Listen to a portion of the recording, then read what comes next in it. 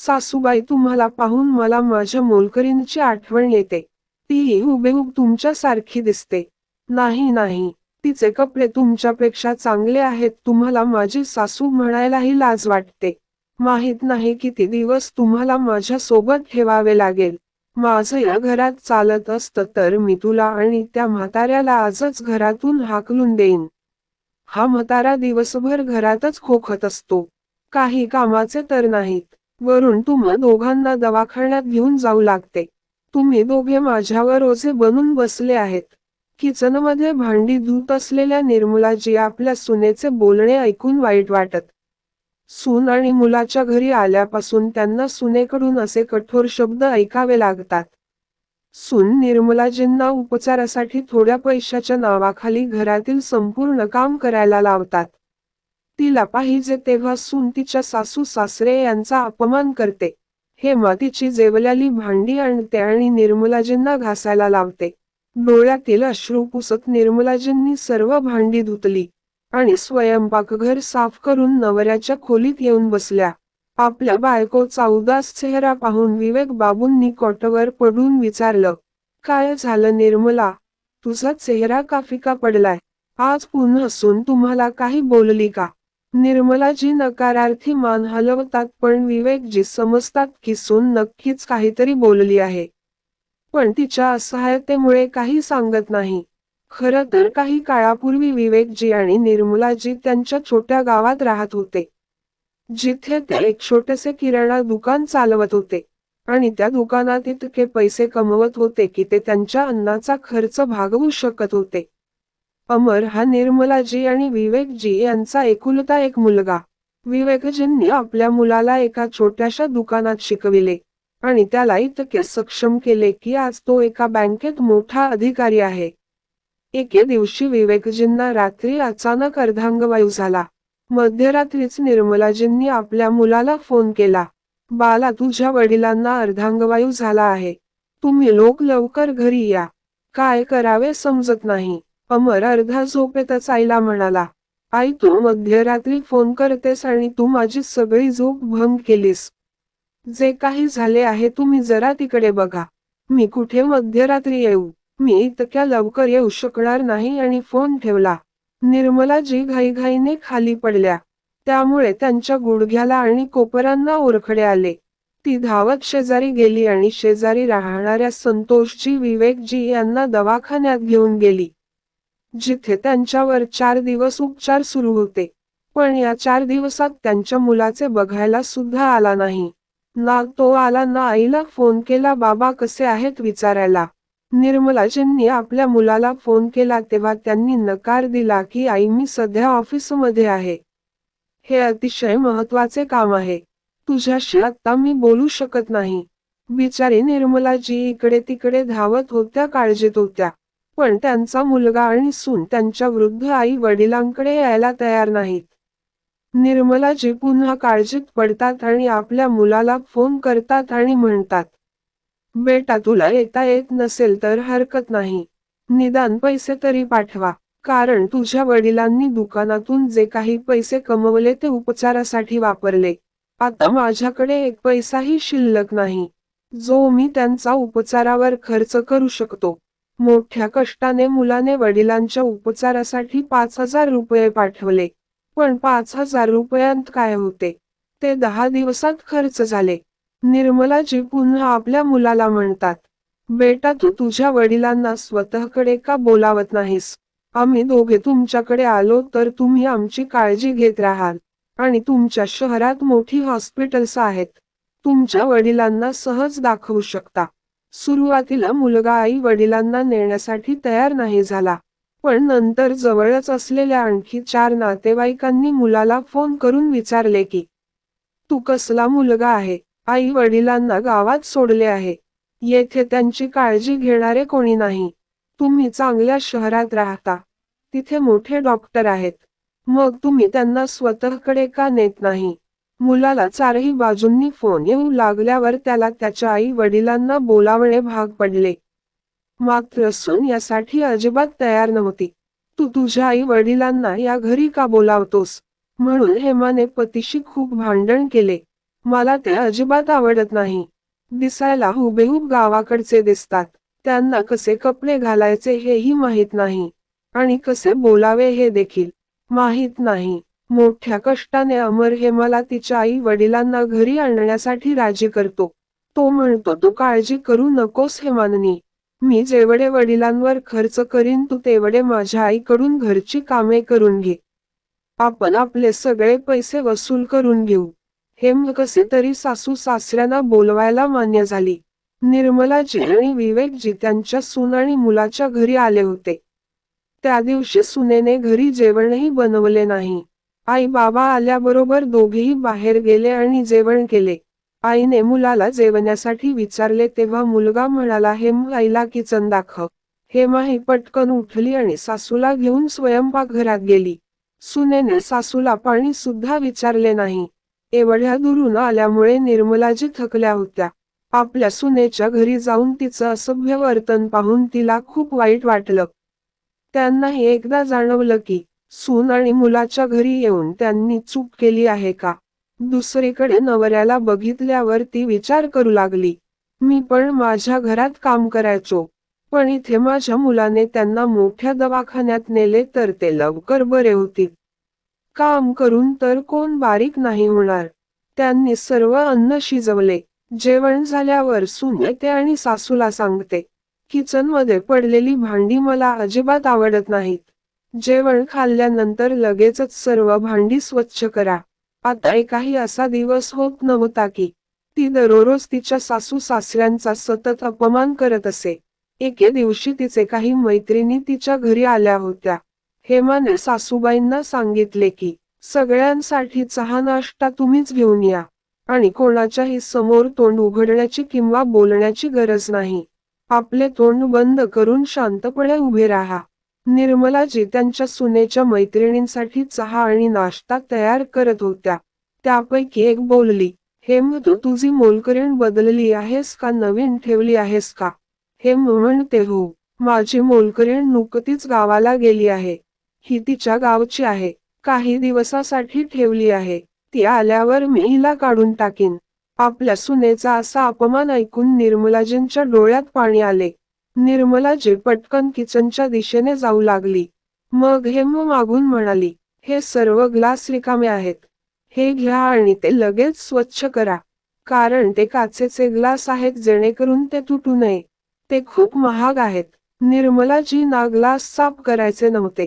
पण नाईलाजाने टेबलावरून ग्लास उचलला आणि साफ करू लागल्या.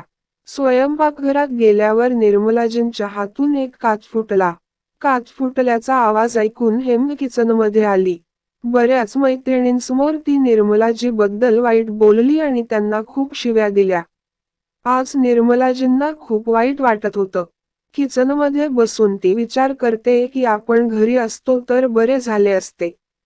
पैशाची कमतरता असतानाही मी सन्मानाने जगले. इथे माझ्या सुनेने मला नोकरानी बनवले आहे. ती दिवसभर काम करत नाही आणि सगळ्यांसमोर ती मला तिच्या घरची कामे सांगते. आज मी माझ्या मुलाशी नक्की बोलेन की माझी सून माझ्याशी अशा प्रकारे का वागते. आता मी स्वतःचा अपमान सहन करू शकत नाही.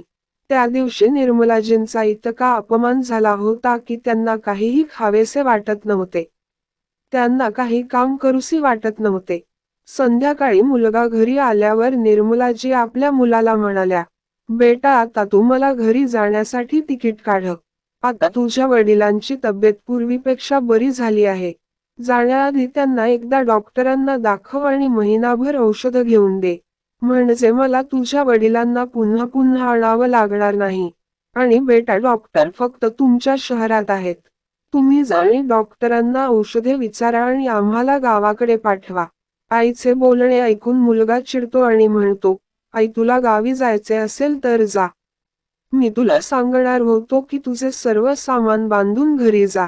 कारण मी पण दुसऱ्या ठिकाणी शिफ्ट होत आहे. माझी बदली झाली आहे. आता तू आणि माझ्या आजारी वडिलांना घेऊन जा. माझ्याकडे 10 कामे आहेत. मी तुमची काळजी घेऊ शकत नाही. तू त्यांना घेऊन गावी जा.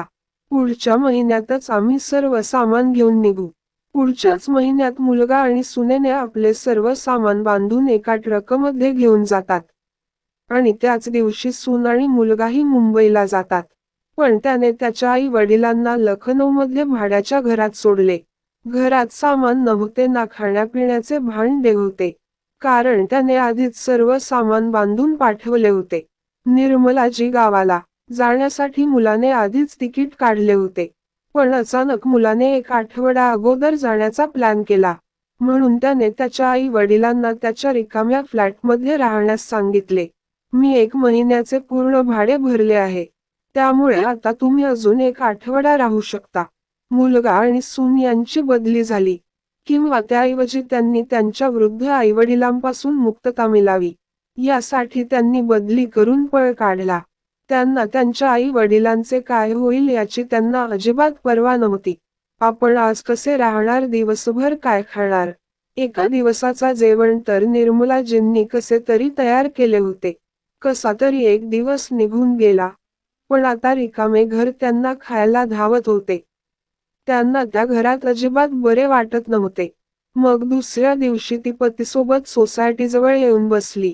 तेव्हा कोणीतरी त्यांना सांगितले की जवळ मंदिर आहे. तुमची इच्छा असेल तर तुम्ही तिथे राहू शकता. आणि बहुतेक वेळा भंडारा असतो. तिथे तुम्ही तुमचा वेळ सहजपणे तुम्ही घालवाल. निर्मलाजी आणि त्यांच्या पतीला त्यांच्या सून आणि मुलाच्या रिकाम्या फ्लॅटमध्ये राहण्यापेक्षा मंदिरात जाणे चांगले वाटले. म्हणूनच त्यांनी आपले सामान गोळा केले आणि एका पिशवीत ठेवले. आपल्या मुलाचा फ्लॅट रिकामा करून देवळात जाऊन परमेश्वराच्या पायऱ्यांवर बसले. ते देवाला म्हणत होते, देवा तूच आहेस. तूच आता आम्हाला काहीतरी मार्ग दाखव. त्याच्याकडून काही उम्मीद होती, तोच आम्हाला मध्येच सोडून निघून गेला. ज्यासाठी आम्ही सर्व काही केले, त्याने आमचा काहीच विचार केला नाही. आमच्या मुलांना चांगल्या गोष्टी शिकवण्याचा आम्ही नेहमीच प्रयत्न केला. पण तो मोठे झाल्यावर असे काही करेल हे मला माहीत नव्हते. मंदिराच्या पायरीवर बसून 3 दिवस काढले. या 3 दिवसात तिथून जाणारे लोक त्यांना काही पैसे द्यायचे आणि खाऊही द्यायचे. कधी मंदिरात प्रसाद आणि भंडाराही मिळत असे, ज्याने पोट भरायचे. 2 दिवसांनी त्यांच्या गावी जाण्यासाठी ट्रेन होती. निर्मलाजी त्यांच्या सामानात रेल्वेचे तिकीट शोधतात. पण त्यांना कुठेही रेल्वेचे तिकीट सापडत नाही. कदाचित तिकीट घाईत कुठेतरी हरवले असावे. ती धावत फ्लॅटकडे गेली. तेव्हा घरमालकाने फ्लॅटला कुलूप लावले होते. त्यांच्याकडे घरमालकाचा नंबरही नव्हता. तसेच पुन्हा तिकीट काढण्यासाठी त्यांच्या हातात पुरेसे पैसेही नव्हते. तिकीट न मिळाल्याने निर्मलाजी आणि त्यांचे पती उदास झाले आणि म्हणत होते की अज्ञात शहरात कुठे जाणार. इथे कोणीही नाही जो आमचा होता. तोच आम्हाला सोडून निघून गेला. आमच्या हातात काही करण्यासाठी पैसाही नाही. एके दिवशी निर्मलाजी आणि त्यांचे पती पायऱ्यांवर बसले होते. एक व्यक्ती त्यांच्याकडे आली आणि त्यांना पैसे द्यायला सुरुवात केली. पण निर्मलाजींचा चेहरा पाहून त्यांना धक्काच बसला. अहो आंटी, तुम्ही इथे काय करत आहात? आणि या अंकलला काय झाले आहे? म्हणूनच मी तुम्हाला ओळखू शकलो नाही. ती विचारते, कोण आहेस बेटा? अहो निर्मला आंटी, मी मोनू. मी तुझ्या गावात राहायचो, पण अभ्यासासाठी बाहेर पडलो. इथेच व्यवसाय करायला सुरुवात केली. पण तुम्ही इथे कसे आलात? अरे मोनू, तू खूप मोठा झाला आहेस. मी तुला ओळखूही शकलो नाही. निर्मलाजींनी सर्व काही मोनूला सांगितले. मोनू म्हणतो, तुम्ही काळजी करू नका, तुम्ही माझ्या घरी चला. मोनू निर्मलाजी आणि त्यांच्या पतीला त्याच्या घरी घेऊन जातो. मोनूचा रेस्टॉरंटचा मोठा व्यवसाय आहे. संपूर्ण लखनौमध्ये 5 ते 6 रेस्टॉरंट होते. एके दिवशी मनूच्या पत्नीची तब्येत बिघडली. म्हणून निर्मलाजींनी घरी जेवण बनवले, जे मोनूने तिच्यासाठी सांगितले होते. जेवल्यावर निर्मलाजींनी किती मस्त अन्न शिजवतो या विचाराने तो बोटे चाटत राहिला. मोनू म्हणाला, तुमचा राजमा भात खूप स्वादिष्ट आहे. आजपर्यंत मी तुमच्यासारखा राजमा भात कधीही खाल्ला नाही. जेवताना मोनूच्या मनात एक प्रश्न आला. त्याने निर्मला मावशीला विचारले की, तुम्ही आमच्या रेस्टॉरंटसाठी राजमा भात बनवाल का? तिचा नवरा थोडा वेळ विचार करू लागला. मग मोनू समजावतो, गावी गेल्यावर काय करणार? तुम्ही इथे आमच्यासोबत राहिलात तर खूप बरे होईल. आणि आमच्या रेस्टॉरंटसाठी जेवण बनवत जा. निर्मलाजींनी मोनूची कल्पना मान्य केली. 2 महिने निर्मलाजी यांनी मोनूच्या रेस्टॉरंटमध्ये राजमा भात बनवण्याचे काम केले, ज्यामुळे त्यांना काही पैसेही मिळाले. त्या बदल्यात त्यांनी निर्मलाजींना पैसेही दिले. मोनूचं घर खूप मोठं असल्यामुळे त्यांनी त्यांनाही आपल्या घरात ठेवलं. त्यांनी निर्मलाजी आणि त्यांच्या पतीला त्यांच्या घरात एक खोली दिली होती.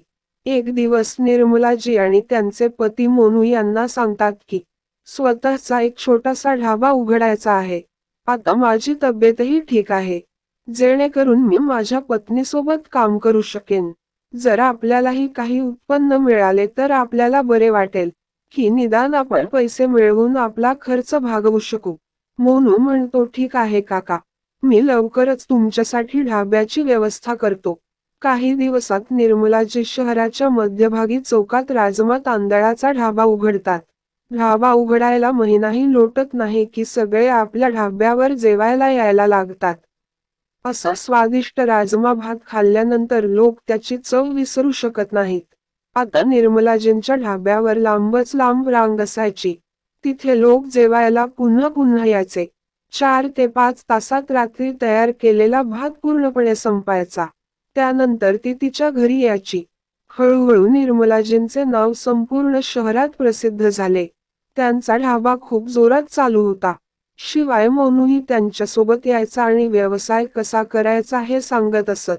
आज वृद्धापकाळात ती आपल्या पायावर उभी होती, हे पाहून तिला खूप बरे वाटत असे. तो गावात किराणा मालाचे दुकान चालवत असे, त्यामुळे त्याला व्यवसायासाठी नेहमी भरती होत असे. लखनौच्या लोकांना निर्मलाजींच्या हातांची जादू खूप आवडली होती. वर्षभरातच निर्मलाजींनी त्यांच्या ढाब्यावर एक मोठे रेस्टॉरंट उघडलं. त्यांच्याकडे पैशाची कमतरता नव्हती. त्याच रेस्टॉरंटमध्ये 2 ते 3 स्वयंपाकी नेमून सर्व फर्निचरचे काम केले जात होते. 5-6 मोलकरीण ठेवल्या. आता फक्त त्यांना बसून काळजी घ्यायची होती. त्यामुळे नवरा बायको दोघेही आरामात करू शकत होते. एके दिवशी निर्मलाजी आपल्या पतीला म्हणाल्या, जेव्हा आम्ही तुम्हाला आमची सून आणि मुलगा दाखवायला आलो होतो, तेव्हा आम्ही स्वप्नातही कल्पना केली नव्हती की आपल्या मुलगा आणि सून आपल्याला सोडून जातील आणि आपण लखनौ सारख्या ठिकाणी जाऊन शहरात स्वतःचे रेस्टॉरंट उघडणार आहोत. नशीबही अशा युक्त्या खेळतो. आपल्या मुलांनी आमची अशी अवहेलना केली आहे जी आम्ही आयुष्यभर विसरू शकत नाही. निर्मला, काळजी करू नकोस, देव सर्व देतो.